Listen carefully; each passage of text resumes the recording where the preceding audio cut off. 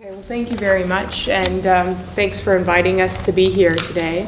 We're very excited to be in the room with you and to spend the next hour together talking about a topic that is important for our times. It's important at this point in history that we're in, and that I'm very glad we're having the discussion in an inspiring room like this, the Civil Rights Room in the library. I was actually here the night that it opened several years ago, and also on Church Street, and here we are. How many of you are from Nashville, Tennessee? Okay, so about 50% of you are living in Nashville now. And so I'm sure you're familiar with the history of where this building sits, what this street means, what it symbolizes, and the struggle that happened here and continues to happen here, quite frankly, and has for over half a century. And so that's what we're going to explore today, actually, is the concept of what is racism and what is Islamophobia and how are they tied together. Islamophobia is a word that wasn't even something we used 20 years ago. It was something we started using really right around 16, 17 years ago. We haven't been using this word even for 2 decades. It's become much more frequent in use over the past 5 years, and even more so over the past 9 to 10 months. People are losing their lives. People are losing their jobs. People are losing their chances. People are losing their pride. People are losing their dignity. And people are losing their self-esteem because of Islamophobia. So I'm very glad that we're all here today to talk about the subject and talk about how do we understand it and how do we move forward in such a way of where actually over 1 billion people on this planet can feel safe again and can feel secure again, while at the same time, though, understanding how we got here, because that's important as well. And it's rooted in the concepts of fear, security, and humanity, quite frankly. So with that little speech, my name is Summer Ali. I'm actually from a small town called Waverly, Tennessee, which is where Loretta Lynn's Dude Ranch is located. Loretta Lynn's my neighbor. I was born and raised there, and I went to Vanderbilt, and then I went to Vanderbilt Law School. Then I clerked for Judge Merritt. Got to know John Siegenthaler very well, too, who was a mentor of mine. And then I went and worked with Archbishop Desmond Tutu, and I'm bringing that up because that's really where the roots of my dedication to the concepts of peace and reconciliation come from, and how we work together to build ties and build bridges across and despite differences. And I worked for Justice Edwin Cameron, who's one of the judges that's the only judge in actually all of Africa who has admitted and come out openly that he's both gay and living with HIV, who taught me the meaning of courage, was one of the first people that I called when I was working for the governor of Tennessee and things were not quite going as we'd expected. And we were getting hate calls rather than celebratory calls. So in any event, I'll stop there, but just to say that Islamophobia is something that I care deeply about. It's something that's affected and impacted my life. And I feel privileged that you're all in the room today to talk to us about it. I was going to introduce our panelists and our special guests, but I think that it might be best if you introduce yourselves, if that's okay. And I guess we will start with you, Imam. Okay, thank you. It's certainly an honor to be here in such a room as this. So much history in here. I'm Imam Talib Sharif from North Carolina. That's where I grew up at. And I spent a lot of time in the South and Georgia. In fact, this is one of my friends who work together quite a bit. I'm the Imam of what we call the Nation's Mosque. It's an 80-year community in our nation's capital. It is the first one built in the nation's capital. One of the reasons why it's called the Nation's Mosque, built by American citizens. And in fact, it just happened to be African American. So initially when it started out, it was predominantly African American, but now we've got about 30–40% of the diversity in Islam to be reflected above, the nation's mosque reflected above the nations of the world, really, is what it has gone to right now. I spent 30 years in the United States Air Force. Worked with equal opportunity. It was called military equal opportunity at that time. I was also a linguist Arabic linguist in the military. I had to study the Middle East. I grew up in North Carolina, as I mentioned before. Some of you know about the Wilmington 10. I was there when all that happened. I was just a young boy, so the stuff that happened, that was basically because of segregation, and they were slow to integrate, so I was in protests and riots started breaking out. They brought in the National Guard, so that was my introduction really to understanding what is this, what's going on as just a young person. So again, very happy to be here and kind of contribute something to this conversation. Good afternoon, well, still morning, right? I'm on East Coast time. My name's Lateesha Hawkins, and it's a privilege to be in this space because place, not just race, matters. When I walked in this room to see it, and I'm glad I did, because if I were sitting here now just having sat down for the first time, and I still can't help but look around the room, I might not be able to concentrate. So I was thankful that David, the MC today, brought us here. It's an overwhelming library to begin with. It's beautiful. It's more like a museum. And I saw this quote when I was leaving: "If not us, then who? If not now, then when?" So then rather than tell you what I do for a living, this is who I am. When people ask me who's the biggest celebrity you've ever met, I had the opportunity to meet Representative John Lewis, civil rights leader John Lewis, which many Americans didn't know his name until they saw Selma. When I met him about 10 years ago, I just was like cotton mouth, like, thank you for, all I could say was like, thank you for your sacrifice, and it's, and to this day, he's the one person that I think of when I think of, the person that I met and I almost maybe wet my pants or something, because, and that's who I am. I mean, that's who I am. It's these figures who inspire me to do justice. Who I am is every day I wake up and I'm like, is there injustice in the world? What time is it? And there we go. So the goal of my life is to never make peace with oppression, and that's why I'm here.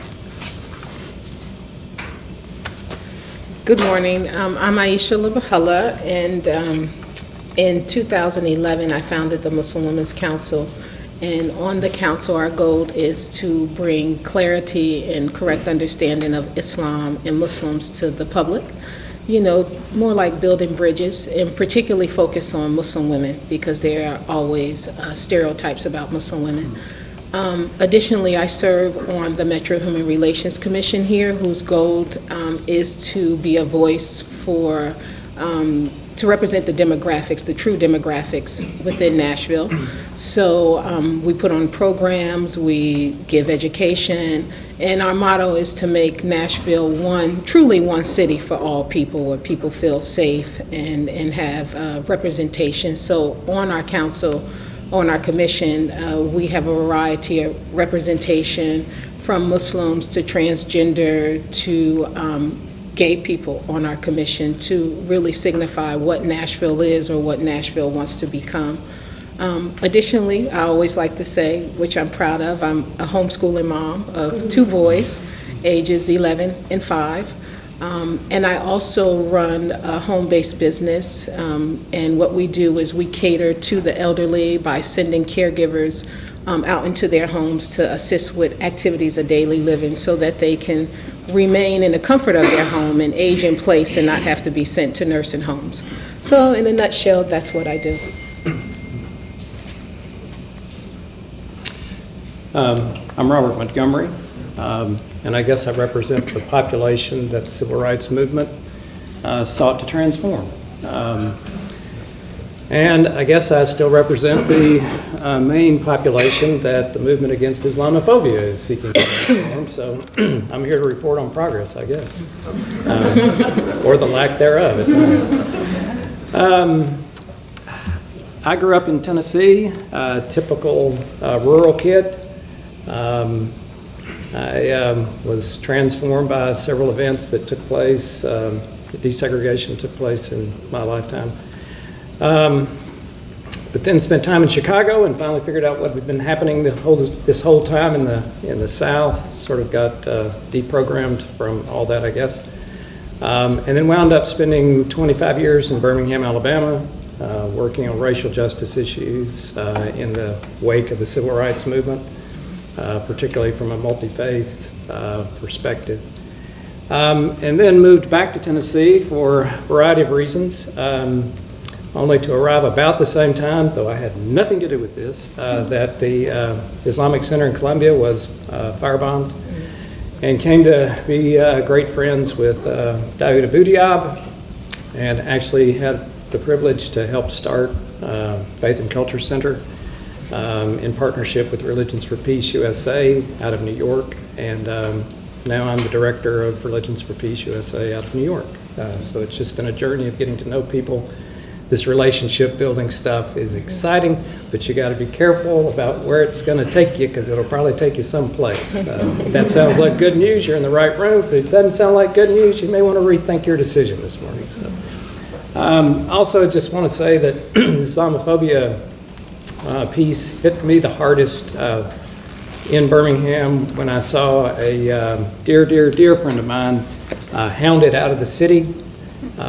And for Birmingham to do that was doubly agonizing, since Birmingham in many ways was the center of the civil rights movement struggle in so many ways.